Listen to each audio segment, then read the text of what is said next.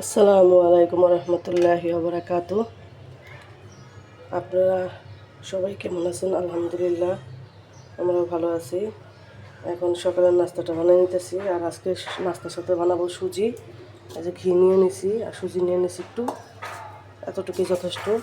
আর মানুষ যেহেতু অল্প আমরা, এই জন্য এই আটাটা এখন আমি একটু ঠান্ডা হোক, তবে আমি সুজিটা রান্না করে নিতেছি, ভেজে নেব। ঘির সাথে ভালোভাবে ভেজে নেব সুজিটারে। এভাবে ভাজা সুজি ছিল, তারপরে আমি একটু ভেজে নিতেছি।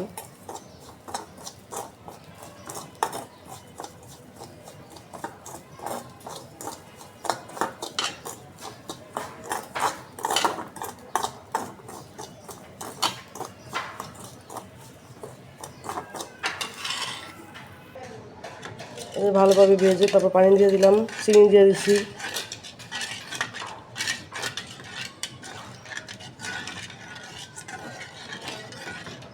অল্প একটু নিছি যেন নাস্তার সাথে খাওয়া শেষ হয়ে যায়।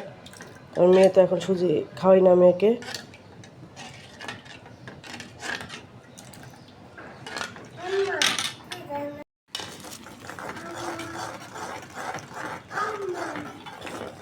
এটা হয়ে গেছে সুজিগুলো আমার, ঠান্ডা হলে আরও ঘন হয়ে যাবে। নামাই ফেলবো এখন। আর এই যে আমি আটাগুলো ছেনে নিছি, এখন রুটি বানাই নিব। তুমি রুটি বানাবা? না মা, তুমি বানাতে পারবা না মা, পারবা না। না, আমি বানাই। এই সব কাজে সে বাধা দিবে আমাকে, সে বানাবে। তো তুমি বানাও, আমি জায়গা চলে যাই, তুমি বানাও। এই যে রুটিগুলো আমার বানানো শেষ, এখন ভেজে নিব। তাওয়া বসাই দিছি চুলায়।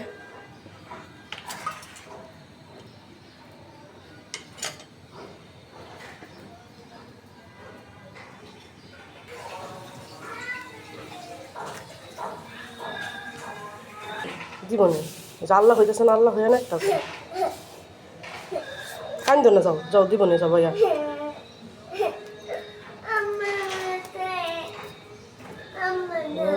দিব মা, তুমি না ভালো মেয়ে, কান্না করে না।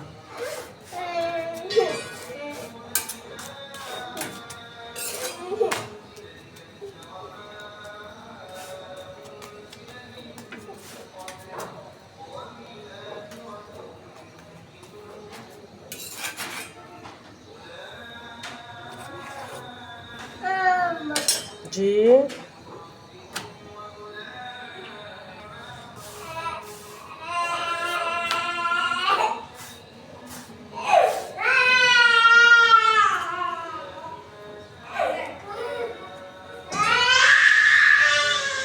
দেখেন রুটিগুলো কীভাবে ফুলতেছে।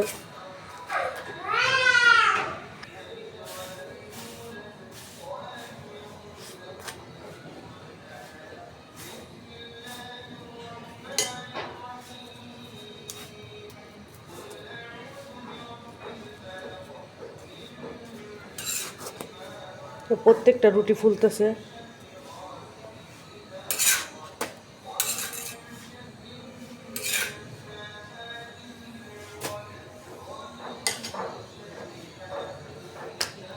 রুটি ফুলার মধ্যে একটা আছে, রুটিটা সব দিকে সমান বেলতে হবে, তাইলে প্রত্যেকটা রুটি ফুলবে।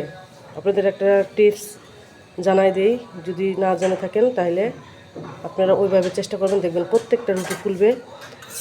রুটির ভিতরে এই যে প্রত্যেকটা রুটি মানে পুরোটা রুটি বেলতে হবে সমান করে, যেন কোনো জায়গায় মোটা কোনো জায়গায় চিকন না থাকে, তাহলে প্রত্যেকটা রুটি একদম টুপির মতো ফুলবে। আর রুটিগুলারে আপনি ঘুরাইতে হবে, এইভাবে ঘুরাইতে হবে। ঘুরাইলে তাহলে সমান দিকে হবে, কোনো দিকে কাঁচা কোনো দিকে থাকবে না, তাহলে প্রত্যেকটা রুটি এই টুপির মতো ফুলে যায়। আমি রুটি এভাবেই ভাজার চেষ্টা করি হাত দিয়ে ঘুরাই ঘুরে, তাহলে প্রত্যেকটা রুটি দেখেন, প্রত্যেকটা রুটি এভাবে ফুলবে, এই যে টুপির মতো এভাবে ফুলবে। রুটিটা সবসময় বেলার চেষ্টা করবেন সুন্দর করে, মানে কোনো দিকে মোটা কোনো দিকে চিকন না থাকে। দেখছেন রুটির অবস্থা, টুপির মতো ফুলে গেছে।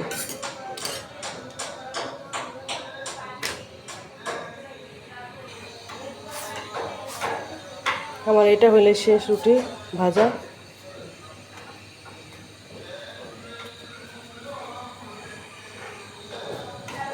বুঝছেন, প্রত্যেকটা রুটি হইলেও আমার ফোলা। আমি রুটি বানাইলাম আজকে, তেল দিলাম না রুটিতে। শেষ ভাজা রুটি। আজকে সুজি দিয়েই খাবো রুটি, অন্য কিছু করবো না। ডিম খাইতে শুধু গলার মধ্যে আটকায় যায়। আমি শুকনো কোনো জিনিস খাইতে পারি না। হয় চা, নয় আমি সুজি রান্না করি, নয় তরকারি থাকলে তরকারি দিয়ে খাই। ছেলের পরীক্ষা শেষ হয় নাই, পরীক্ষা চলতেছে, ছেলে রেডি হইতেছে। আজকে কি পরীক্ষা জানো?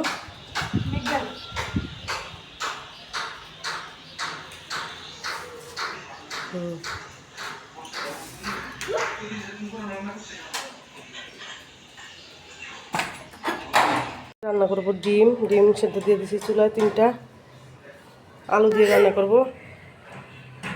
নাস্তা খাওয়াই আসলাম মেয়েকে, নাস্তা খাওয়াইতে এত দেরি লাগে মেয়ের। আজকে ভালো লাগতেছে না, শরীরটা অনেক খারাপ লাগতেছে, চোখের মধ্যে একটা ফোড়া উঠছে। ঠিক আছে, আচ্ছা চলো। চোখের মধ্যে এমন একটা ফোড়া উঠছে, চোখের যন্ত্রণায় ভালো লাগতেছে না, এই জন্য ভালো লাগতেছে না। দেখি একটা রান্নাই করবো আজকে, রাত্রে আবার কিছু রান্না করে নিব। এখন ডিমটা রান্না করব। এই 4-5টা আলু দিয়ে আমি ডিম ভুনা করব। আচ্ছা, ডিম দিয়ে কীভাবে ভুনা করে রাখবেন, কে কীভাবে খান জানি না, ভুনাটাই আমরা বেশি খাই। কিন্তু আলু দিয়ে আজকে মন চাইতেছে যেতে আলু দিয়েই করি একটা, যেহেতু একটাই রান্না করব। এই জন্য একটা আলু ভাজির মতো কুচিয়ে নিব আগে, তারপরে রান্না করব।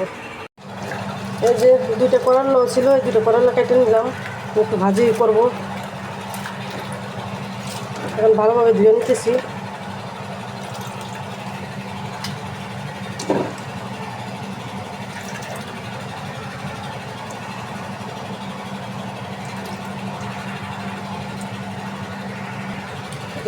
করলাগুলো ধুয়ে নিলাম। এখন এই যে আলু, এটা হলো ডিম দিয়ে রান্না করবো। এখানে কি ঝিরি করে কাটছি। এখন এটা একটু ধুয়ে নিই।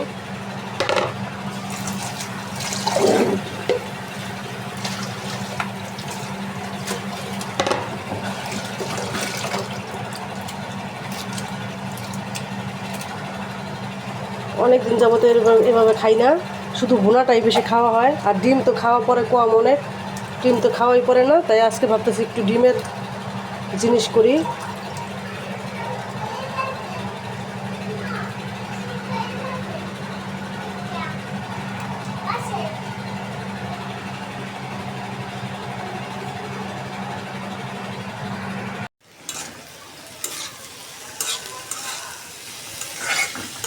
ভাজিটা বসাই দিচ্ছি আগে।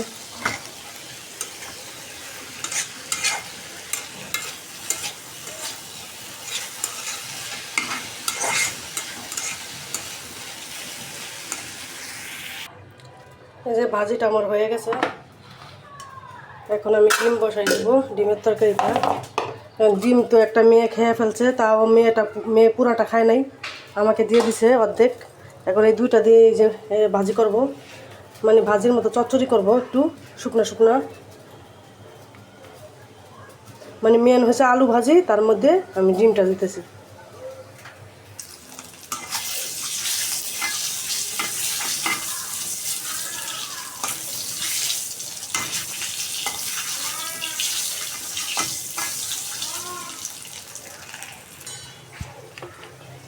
ডিমটা আমার ভাজা শেষ, এখন পেঁয়াজ দিয়ে দিচ্ছি চুলায়।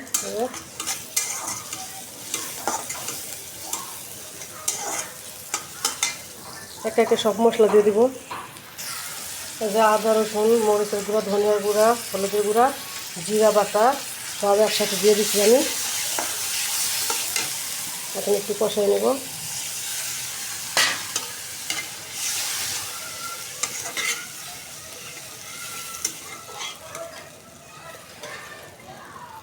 একটু গরম মশলা, এলাচ দিয়ে দিব। এই যে গরম মশলা, দারচিনি, এলাচ দিয়ে দিলাম। মশলাটা একটু ভালোভাবে কষাই নিই।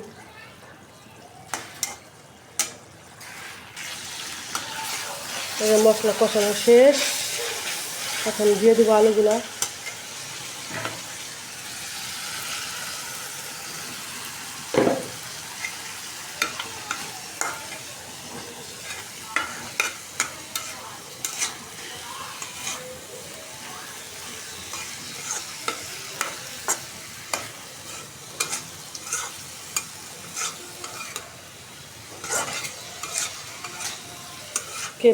কে কে আমার মতো এইভাবে রান্না করেন কমেন্ট করবেন।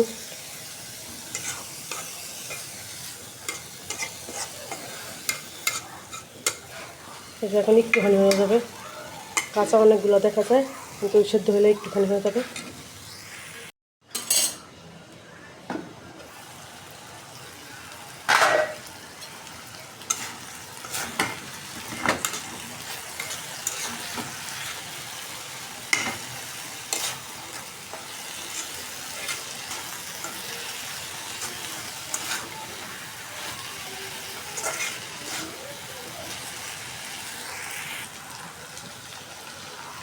এই যে ঝোলের পানি দিয়ে দিতেছি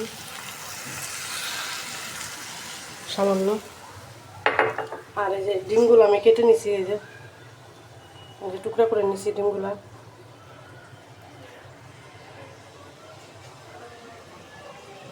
ফুটানো পানি দিয়ে দিছি, মাখা মাখা রাখবো। হ্যাঁ, ডিম রান্না করতেছি।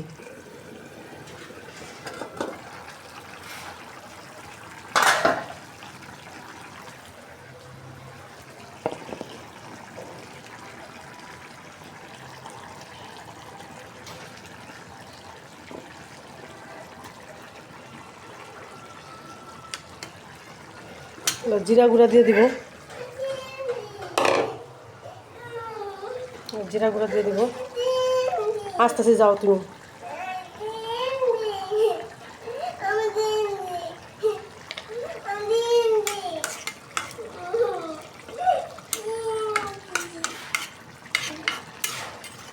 তোর মাখা মাখা করে নামাই ফেলবো।